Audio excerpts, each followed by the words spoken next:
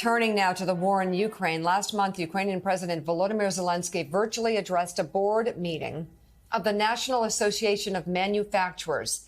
He highlighted what will eventually be a massive undertaking, the rebuilding of post-war Ukraine. Since then, the association's president and CEO, Jay Timmons, has embarked on a tour of Europe.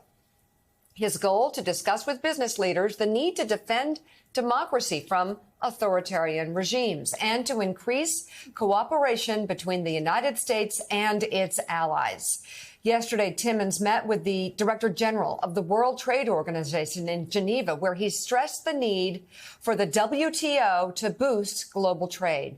And just this morning, he met with a number of U.S. ambassadors, including the U.S. ambassador to Poland. I know him. Yeah, let's bring in Jay Timmons right now. Jay, as you look to Ukraine, look what's happening there. I think America and the West understands that after this war is over, we're going to be looking at a rebuilding effort that just may rival the Marshall Plan. Talk about how important it is to get ready for that.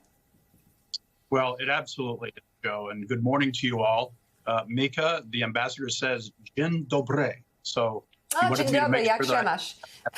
But you're right, Joe. The rebuilding is going to be extensive. We're talking hundreds of billions, if not trillions of dollars of damage that has been caused by Russia for no reason, of course.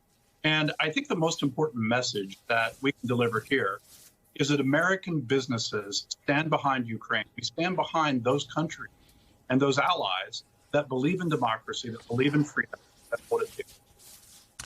Hey, Jay, Jonathan Lemire. So talk to us a little bit, if you will, about where that money can come from. What sort of pools of resources? Would some of it be private? And how much would it be from each side of the Atlantic? Well, I think that's hard to say. Obviously, the European nations are very concerned about what is happening in Ukraine.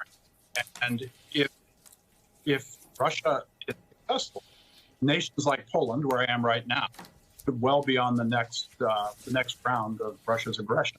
So the European Union and European countries have quite a bit to invest here, but I think America does too, because the most important thing we can do, as I said earlier, is support our allies that believe in democracy.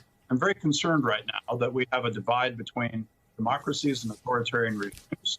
And American business, I think, can help lead the way to strengthen and support democracies. Joe, you and I talked about that when you visited with the National Association Board of Directors a few years ago.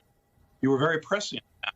And you talked about the fact that while we may have some differences politically in our own country, we have other challenges that we have to think about abroad. And I don't think that there's been any threat quite as grave as what we're seeing coming out of Russia right now.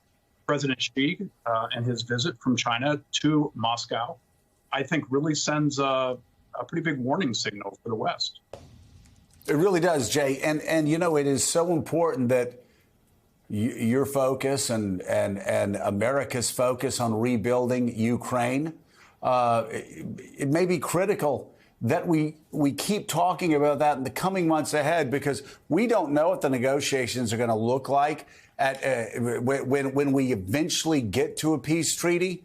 But we do know that the Ukrainians have to feel like they are going to be in a better position after this war is over than when it began. And whether that's EU membership, whether that's sort of a quasi-NATO membership, but also whether that's a massive rebuilding effort that the world comes together on to actually make Ukraine better than it was before this barbaric war began.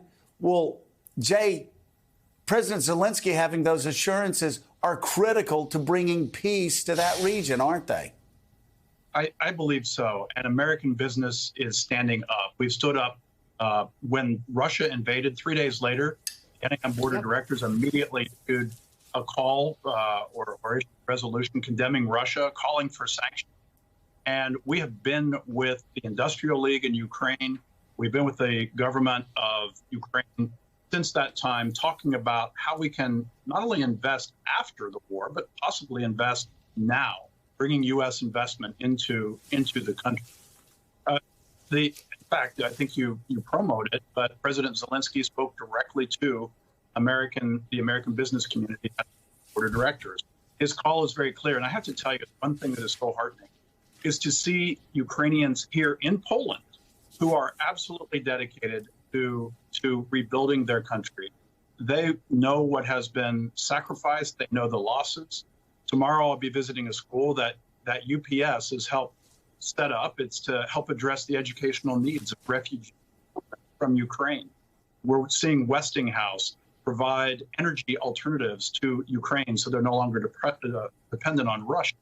We're seeing Microsoft provide thousands of laptops to students who didn't have access to them. So the American business community is going to pull together, continue to pull together to support Ukraine in its effort to defeat this totalitarian. The president and CEO of the National Association of Manufacturers, Jay Timmons, thank you. And Jay's right. How do you say thank you in Polish? Dziękuję bardzo. Yeah, but he mentioned Westinghouse and Microsoft. Right. A lot of American companies have been in from the onset of the war. Cisco, I know because Mark was juggling them, all the companies calling and saying, how can we help? And companies were getting in there just instinctively knew that they wanted to be a part of it. Came in early, as Jay said, came in the opening days of the war. And that are still there now. Has made such a huge difference. Still ahead on more.